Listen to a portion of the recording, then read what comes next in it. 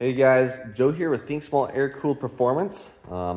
Today we're at the shop and I'm setting up the geometry on this 1904 engine build I'm doing for a customer. As you can see, I've mocked it all up. So got my adjuster push rod there and I'm making sure that it is in spec. So just working on that. And then actually today I'm gonna be working on this engine for a customer. This one's been line bored and everything gone through. So I'm gonna start working on the crankshaft. So if you haven't, be sure to subscribe. Today I'm gonna be working on the crankshaft. So I'll kind of show you what I do and let's get to it. Here I have a brand new crankshaft for this engine. First thing I'm gonna do is make sure that it is actually the right size. I've had a few of them that are too big.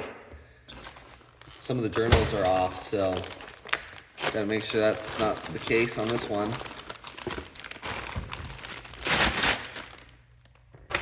Now I like to put this in the vise.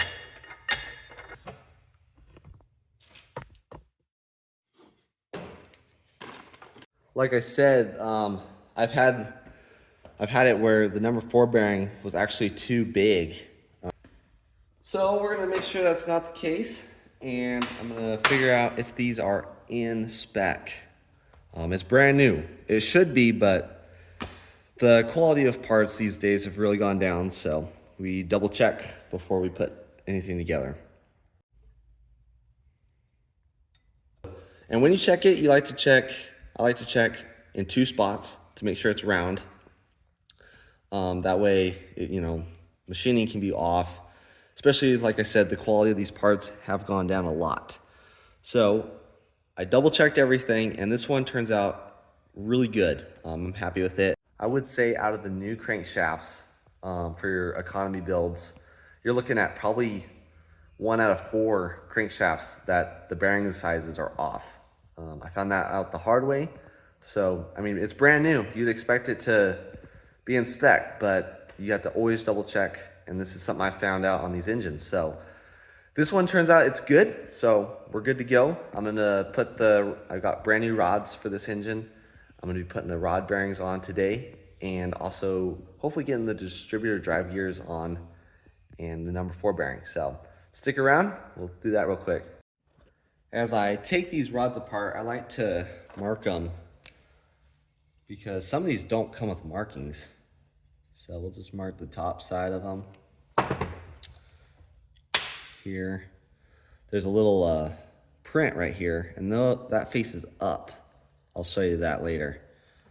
They go a certain way, so I'm gonna make sure I mark those up. Same with this one. Mark it up. Cool.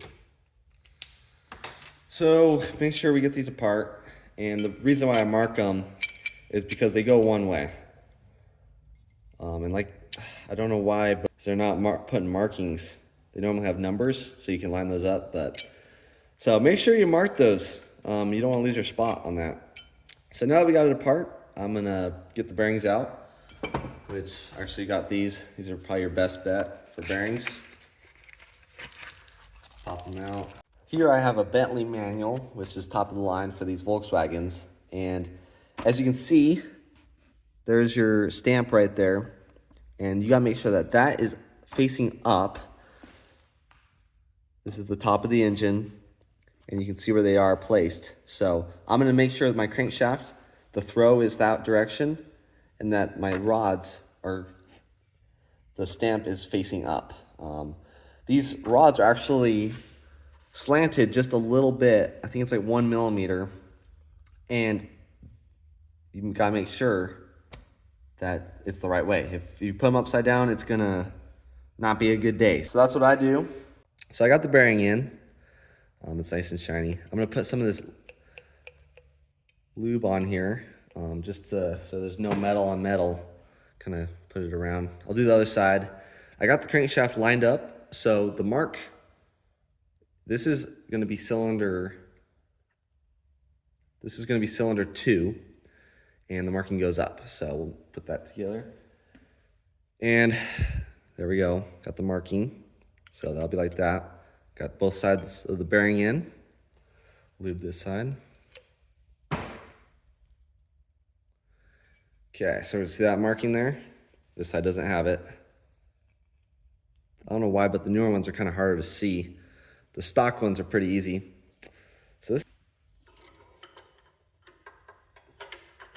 get that in there, just like so. Put these guys on.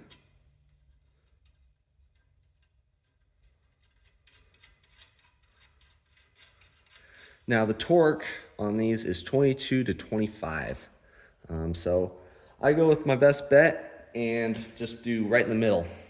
This is not gonna be a crazy powerful engine. This is just stock, so I'm not too worried about it.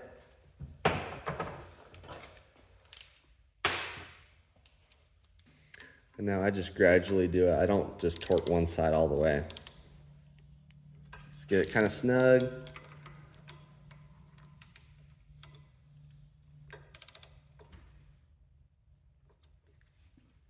Make sure bearings aren't getting pinched.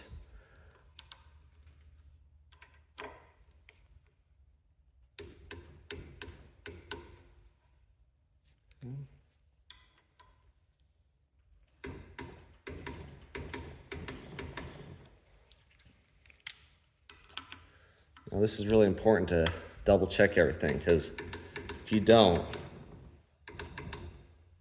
want to throw a rod. So that's just about perfect. I'm gonna check the side play, which is 4 to 16 thousandths. This feels good just by judging it, but I'm gonna take a feeler gauge to it. Test this guy, this side clearance right here. But that feels pretty good. That's what you're looking for. So we'll just finish all these, get them all on there, and touch back.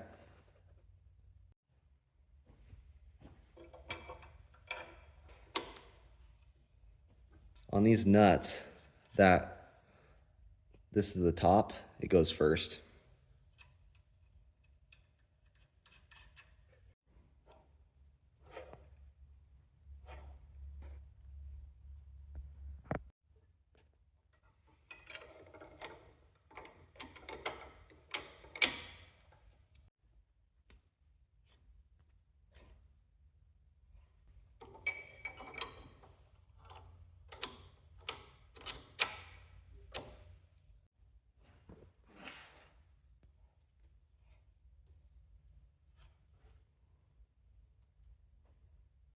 All right, guys, so that is it.